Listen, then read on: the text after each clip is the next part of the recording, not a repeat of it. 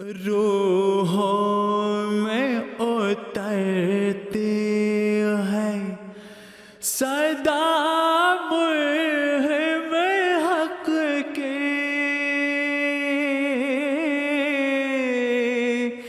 अल्लाह से बंदे को मिला देते हैं रोज़े।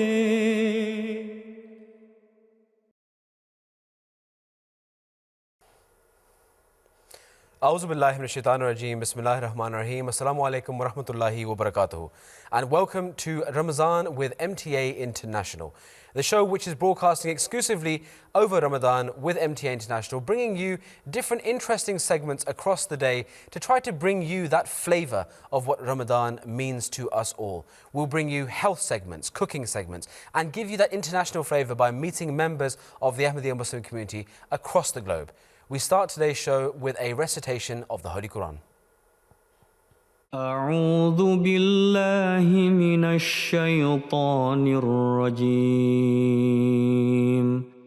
بسم الله الرحمن الرحيم ولقد آتينا داود وسليمان علما وقال الحمد لله الذي فضلنا على كثير من عباده المؤمنين. And we gave knowledge to David and Solomon, and they said, all praise belongs to Allah, who has exalted us above many of His believing servants. Joining me on today's show, we have Akil Kang Sahib, who is a missionary of the Ahmadiyya Muslim community. Akil Sahib, we've heard the recitation of the Holy Quran, which of course talk about the Prophet Sulaiman. Could you tell us a little bit about what these verses mean and the importance and the relevance of Hazrat Sulaiman?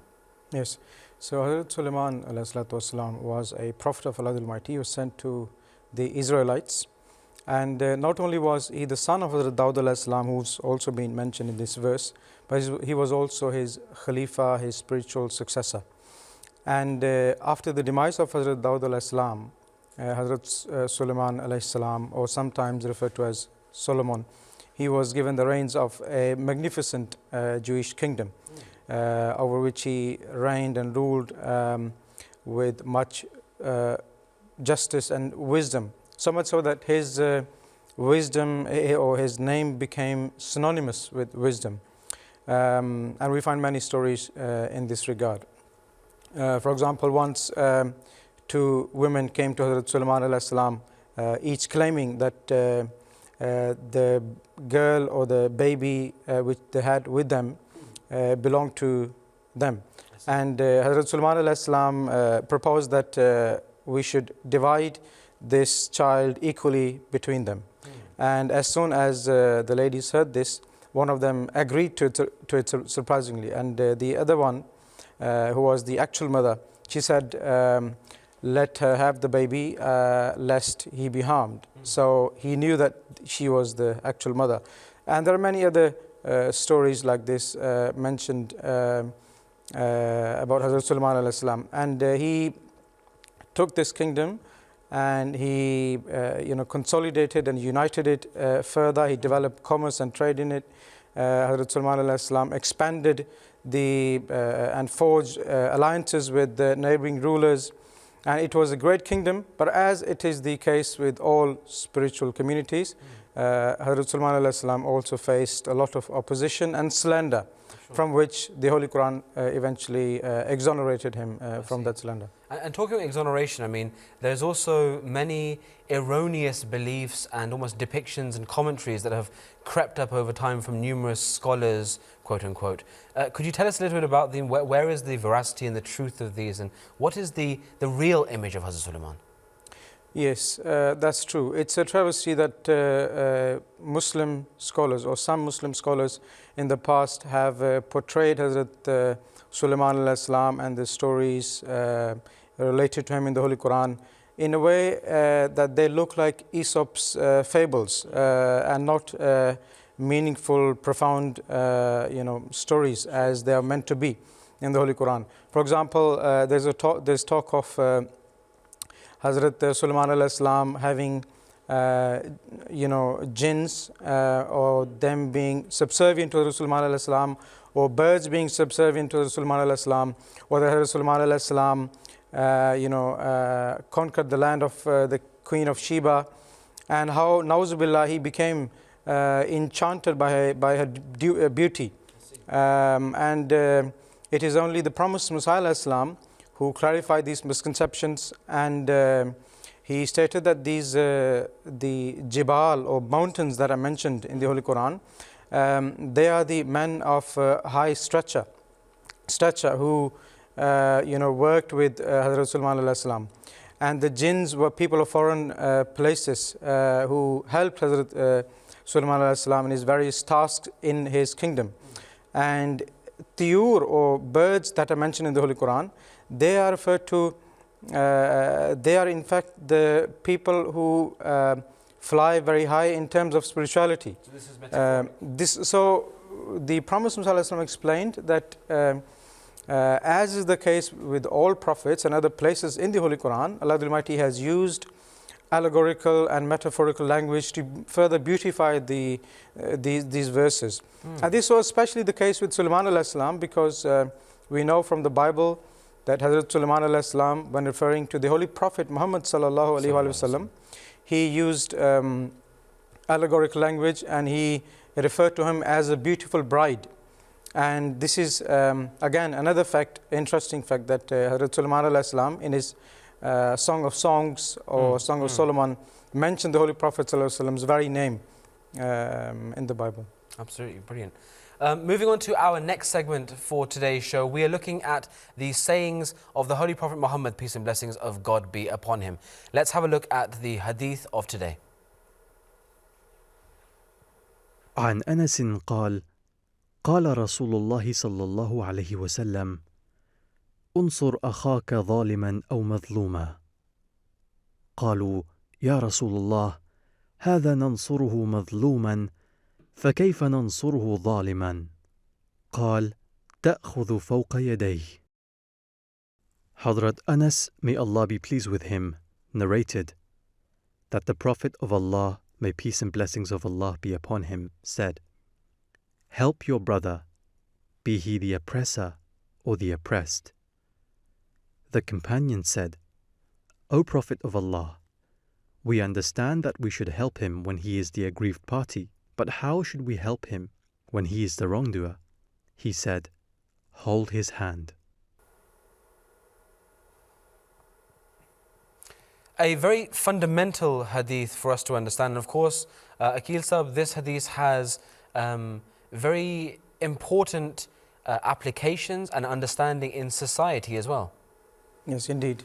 The Holy Prophet ﷺ was the person about whom the Arabs used to refer to him as the person who spoke in a language which was most comprehensive. And this is one such hadith. It is an authentic hadith from Sahih Bukhari, where the Holy Prophet ﷺ, in fact, gives a commentary of a verse of the Holy Quran, where Allah Almighty says that ta'awanu al-birri wa taqwa wa la ta'awanu al-ithmi wal-udwan, that aid each other, support each other, help each other, cooperate with each other in good things, but do not cooperate with anyone in something which is evil. And this hadith has two aspects. One is that the Holy Prophet ﷺ taught that it is crucial that we have mutual cooperation with everyone. Sure. No matter who that person is, or his creed or faith or color or ethnicity. If someone calls us upon doing something good, we should reach out to that person to achieve the noble goal that is at hand. And this is something which our beloved Huzur Aidullah Ta'ala bin Nasr Aziz has also mentioned recently when addressing Muslim nations, and he's been doing so since since the beginning. Yes. That it is due to the lack of cooperation between Muslims that other people or opponents of Islam, they feel free to attack Islam and the Holy Prophet ﷺ. Were this not the case, if they had heeded the call of the Holy Prophet ﷺ and presented a unified front to the world, this would not happen.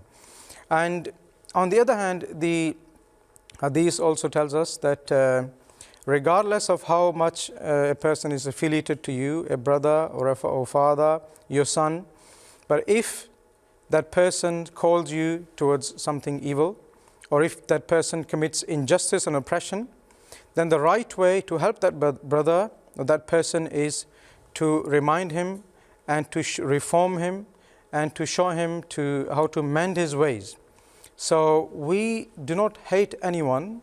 The Holy Prophet ﷺ was teaching us to love everyone, but the form of the reformation and of our love when it comes to a person who is an oppressor would change in the sense that we would reform them and teach them to amend their ways. I see.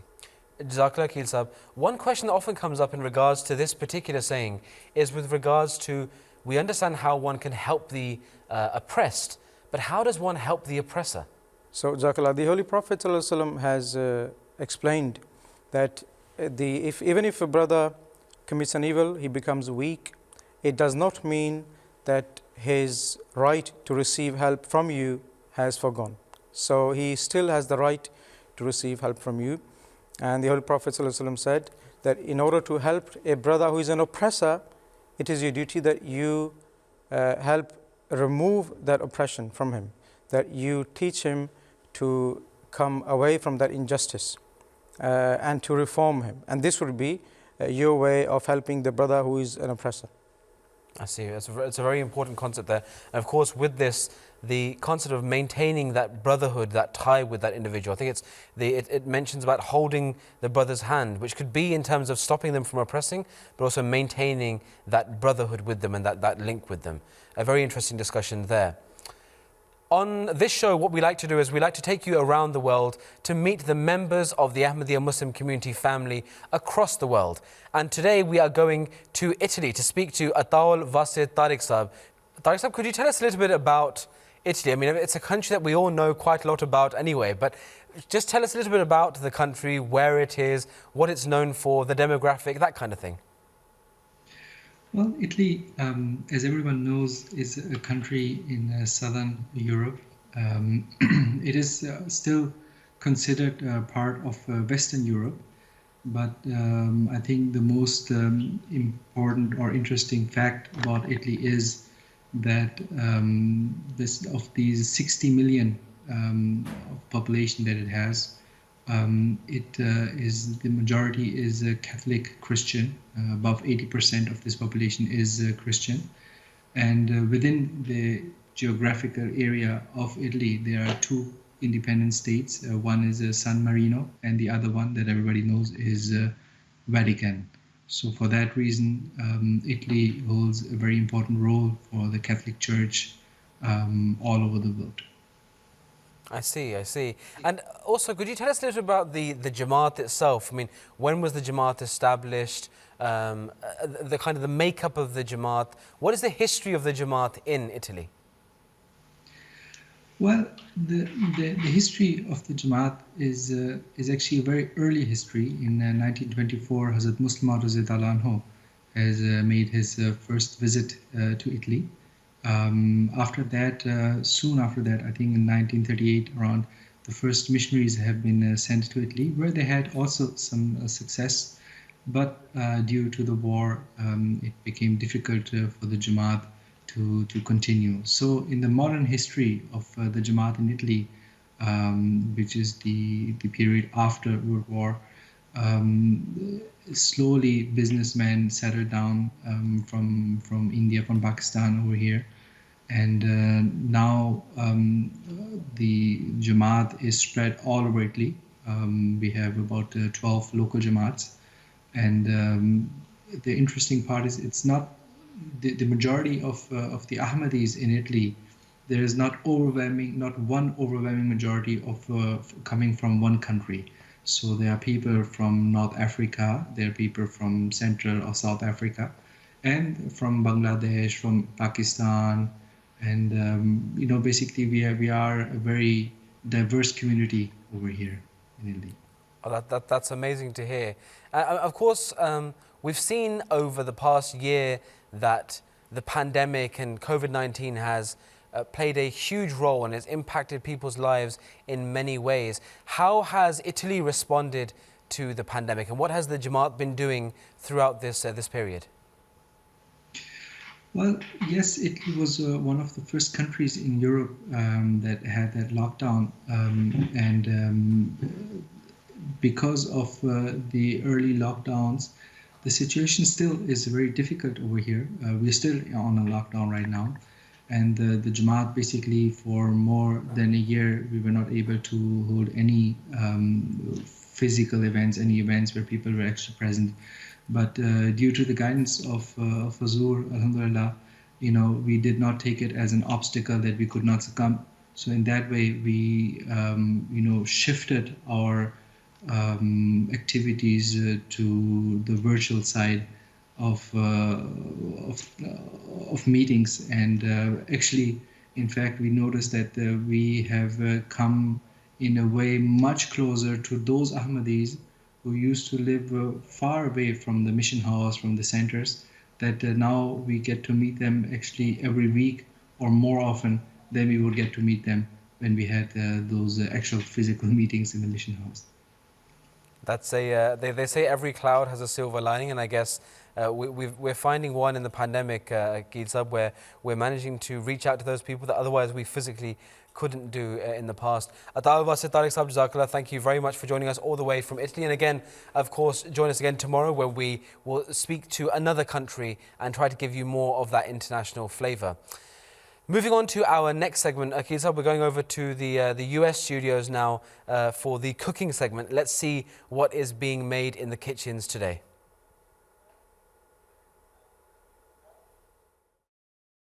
Assalamu alaikum. Today we'll be cooking shrimp fra diavolo or chicken fra diavolo.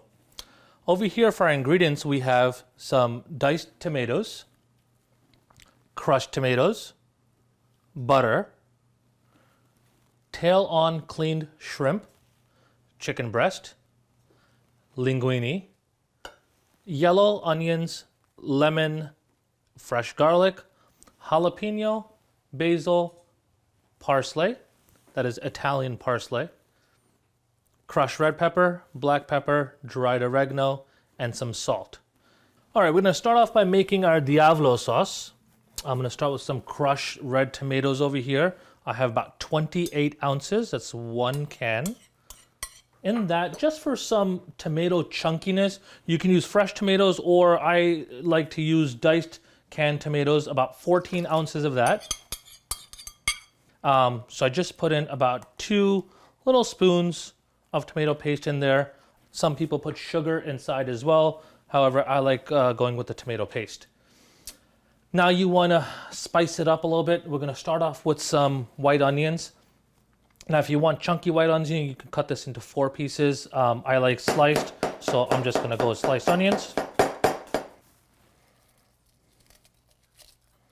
Next, I am going to go with some garlic, fresh garlic. I'm going to go ahead with 5 cloves. You can put them in whole. You can cut them up if you don't want to be biting on a piece of garlic.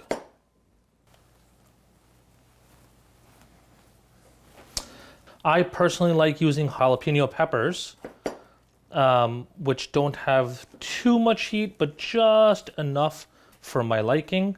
Can't forget our herbs. Just take some basil, fresh cut basil. Take the stem right off of it. Cut it in half and put it right in there.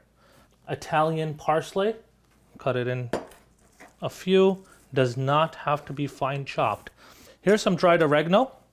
I'm using a teaspoon over here, some coarse ground black pepper, but half.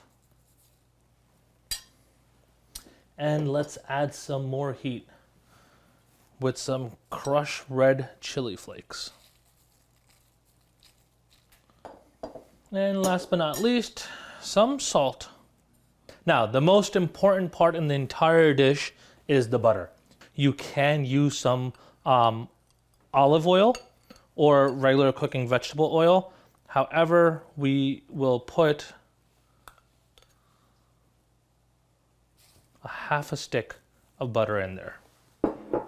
Mix in all the ingredients for about 30 minutes, and then we'll come take a look at to see where it stands. All right, next we're gonna go ahead and marinate the chicken. So today I'm gonna bake the chicken in the oven instead of pan frying it. I'm gonna start off by putting some oil right on it so it doesn't stick to the pan. And then I'm gonna take a fresh lemon for that tang. I'm gonna take some Cajun seasoning and just sprinkle some on the top, and some chili lime. I'm gonna go ahead and add some black pepper. And remember, this is all to taste. This is just personally how I like for this to be. And if you wanna add some more heat to the entire dish, you can put some more red chili flakes right on the chicken, just like that. Then we're gonna take the chicken and flip it over. And repeat the entire process again. Now, it's not necessary to marinate this overnight or for a few hours. We're simply just coating the outside of the chicken, rubbing in the spices into it, and then cooking it. All right, now we're gonna take our chicken and put it right inside. Now, I'm not covering it or anything. I'm just putting it right directly inside of the oven.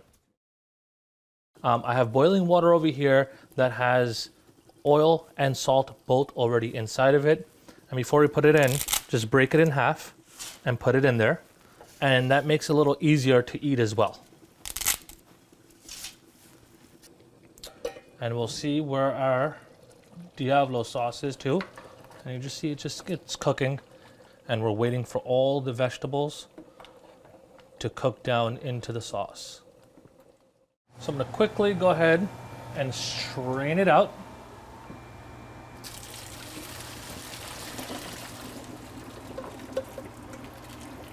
I'm gonna take some cold water and just run it over the pasta so it immediately stops cooking the pasta further. Pour some oil right over it and flip it in a bowl. Shake it up, and this way it will not clump together. All right, so our Fra Diablo sauce over here is just about ready. As you see, all of the vegetables that we had put in there have minimized. The sauce has condensed as well. It was when we started around up to there. It has gone down significantly. So there it is. All right, so here's the chicken. Take it out, and I'm gonna go ahead and slice it.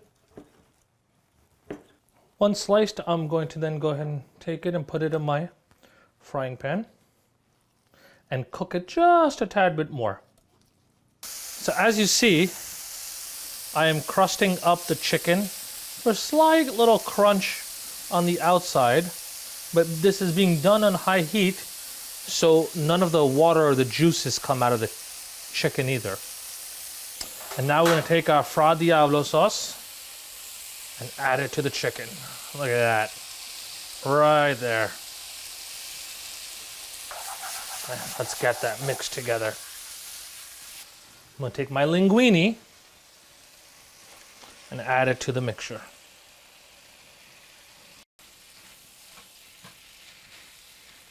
All right, our pasta's there, just ready, and let's serve.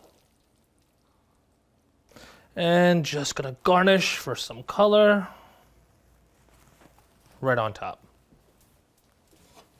All right, now here we are at the end of our dish. We have the chicken Fra Diavolo and the shrimp Fra Diavolo. Give you two different ways of making it. Now, what's some Italian food without some Parmesan cheese? So if anybody wants and likes Parmesan, go ahead and just give it a little touch on top, or you can do it in individual plate settings as well. I hope you enjoy this and try this at home in the near future. Until next time, Assalamu alaikum. Akisa, moving on to our next segment, we're going to be doing a book segment. We're looking at different pieces of literature within the Jamaat that we have been having more time, I'd say, to read and to study during this lockdown period. And for today's book, we're going to be looking at a book called Social Media, which is by Hazrat Khalifatul Masih Al-Khamis Ayyadahu Ta'ala bin Nasr al-Aziz, and compiles beautiful teachings in regards to how we can utilize this tool in the modern day. Let's take a look. Social Media. This is a book which is widely available, and it's available on alislam.org as well. And it's a compilation of the different addresses, the different guidance Hazrat Khalifatul Masih V, may Allah be his helper, has given on social media and how to use it from an Islamic perspective, so that we are using social media in the proper manner and staying away from its ill effects. Now, the Holy Prophet ﷺ said that the Imam is a shield behind whom believers fight.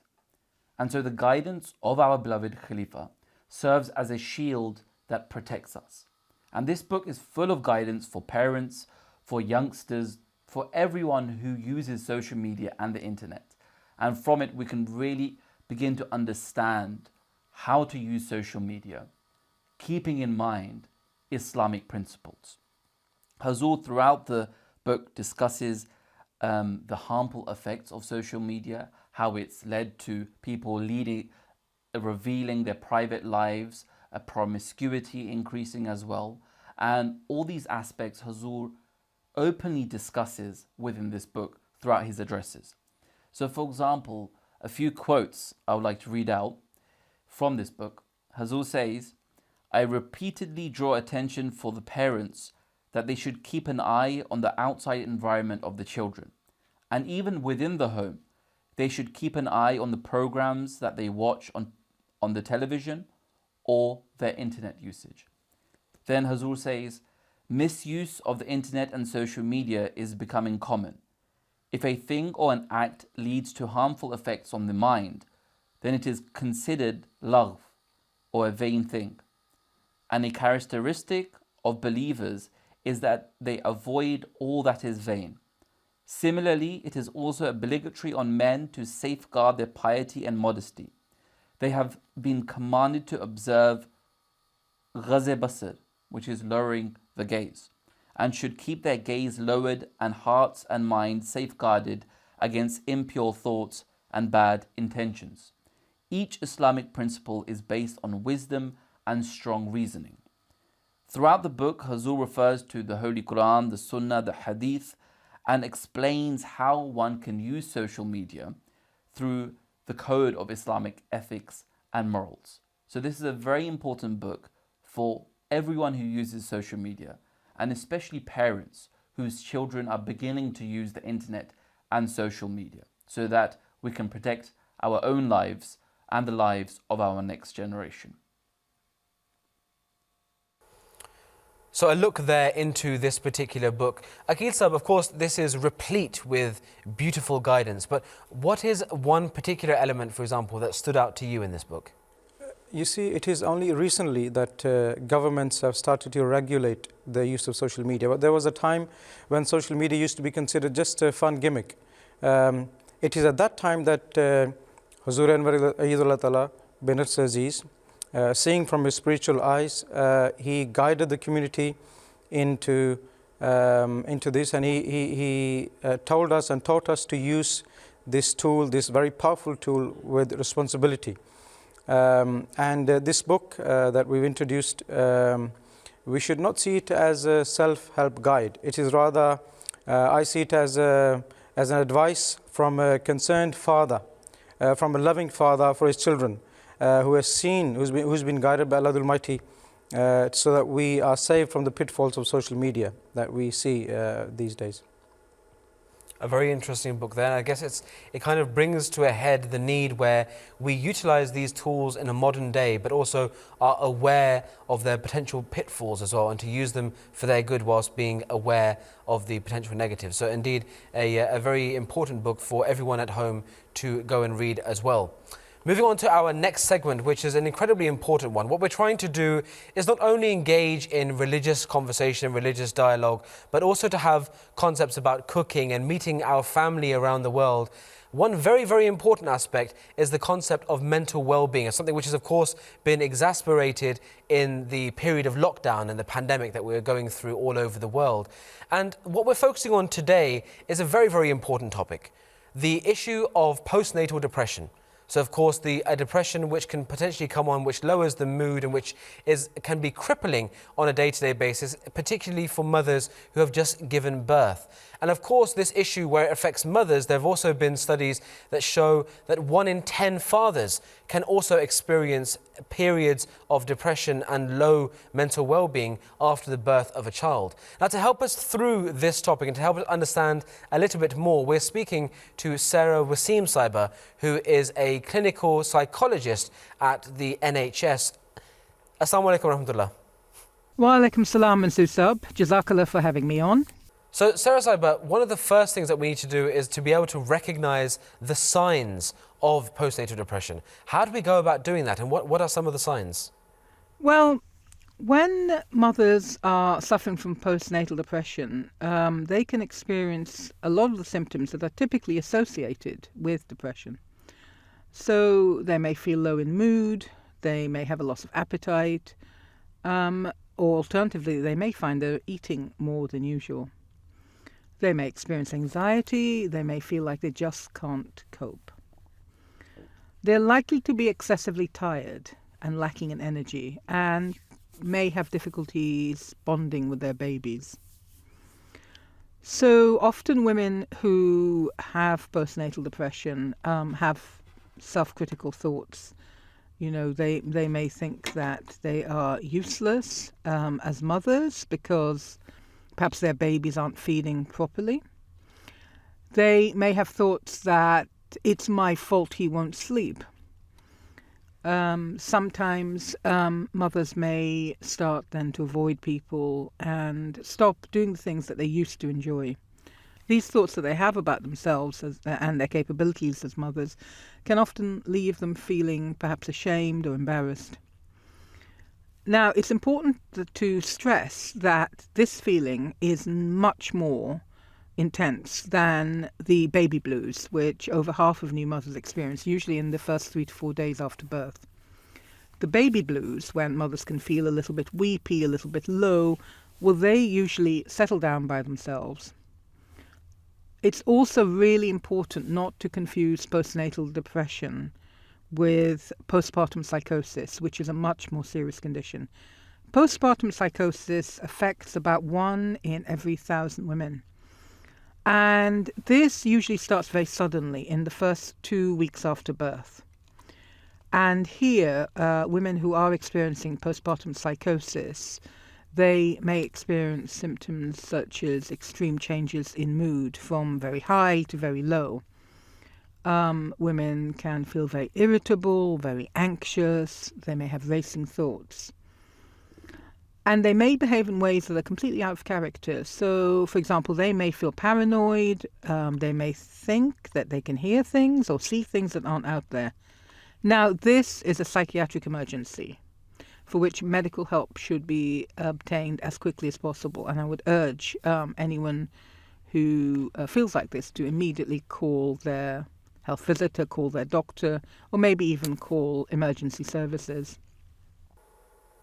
And once we've identified that these are the signs, or we've identified a person that indeed is potentially going through postnatal depression, what kind of help and assistance and support do they require? What can family members, for example, husbands, what can we do to help them through this difficult phase? So if a mother's been feeling low for a while, I would urge that she should speak to her doctor or her health visitor. And this is where families and husbands can be really important because they can encourage them to do this. We have to remember that a woman's body goes through a lot of physical changes during labour. And all of these changes can affect her hormone levels. Sometimes there are thyroid imbalances afterwards, or if there's been a lot of blood loss during delivery, a mother may be low on iron. All of these can impact mood levels, and that's why it's really important to talk to a doctor or a health visitor about what's going on. Some women sometimes have really quite traumatic deliveries, and those deliveries have left them with pain, and it's taken a while for them to recover, or it may have left them with heightened anxiety, again, which can be difficult for them to recover from, and they may need professional help. What else can we do? Well, rest is really important, as is regular eating, especially if the baby is being breastfed. So it's important that mothers get adequate rest. Mothers themselves should be encouraged to set realistic expectations for themselves. So this isn't the time to be superwoman. This isn't the time to be the perfect housewife. And husbands and family members can really help support them by keeping a mother's workload as low as possible. And this is especially important if there are other children to look after. Another very important part that family members can help on is that they avoid making judgmental comments to the mother, like, oh, I don't know, isn't your baby naughty? He or she's not feeding well, or you've put on a lot of weight, or doesn't your baby look weak? And comparisons with other babies in the extended family can also be really unhelpful. Like one baby's progressed faster than the other baby, or one mother's recovered faster than the other baby, or one mother has recovered faster than another mother. Another thing is, of course, that mothers and babies need time to adjust to each other. It's really important that, although obviously family and friends want to visit, it's important that they do so at times that are convenient to the mother and not to themselves. In those first few days after delivery, it's probably not helpful to have many visitors, as both the mother and the baby need time to create a routine for sleeping and for feeding. I would urge mothers who are feeling low in mood to try and make friends with other new mothers. That way you're not alone, and you realise you're not alone in feeling the way that you are. Another important point to remember is that sometimes postnatal depression can relate to that new experience of becoming a mother and how a mother feels about herself, especially where there hasn't been a good relationship with her own mother. And here therapy can be especially useful. So families can help support by encouraging mothers to get help and by supporting them in tasks around their homes.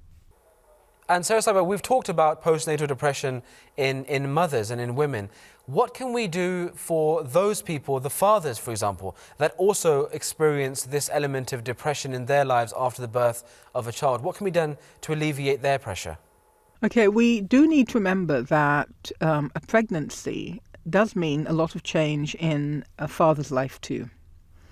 So a new baby will have a lot of demands. The lack of sleep, for example, can affect fathers as well. If there are other children in the family, fathers may need to take on more childcare responsibilities, like taking the children to school or doing the household chores. These are really important things to do.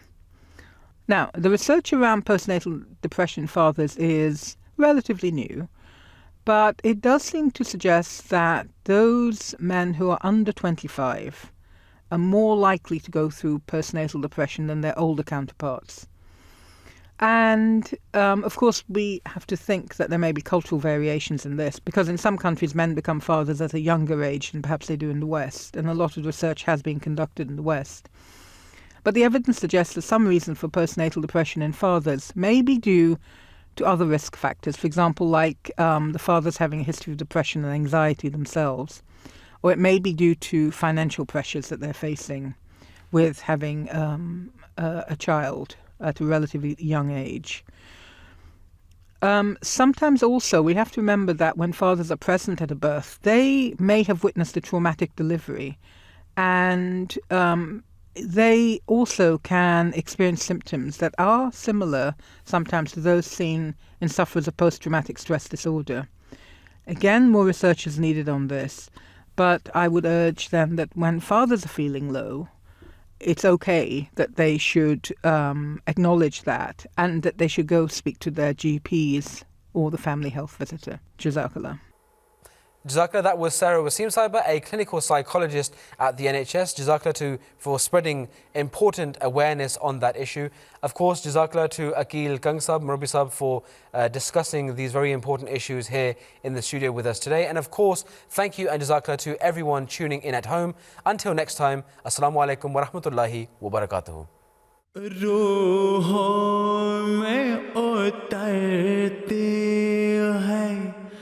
सदा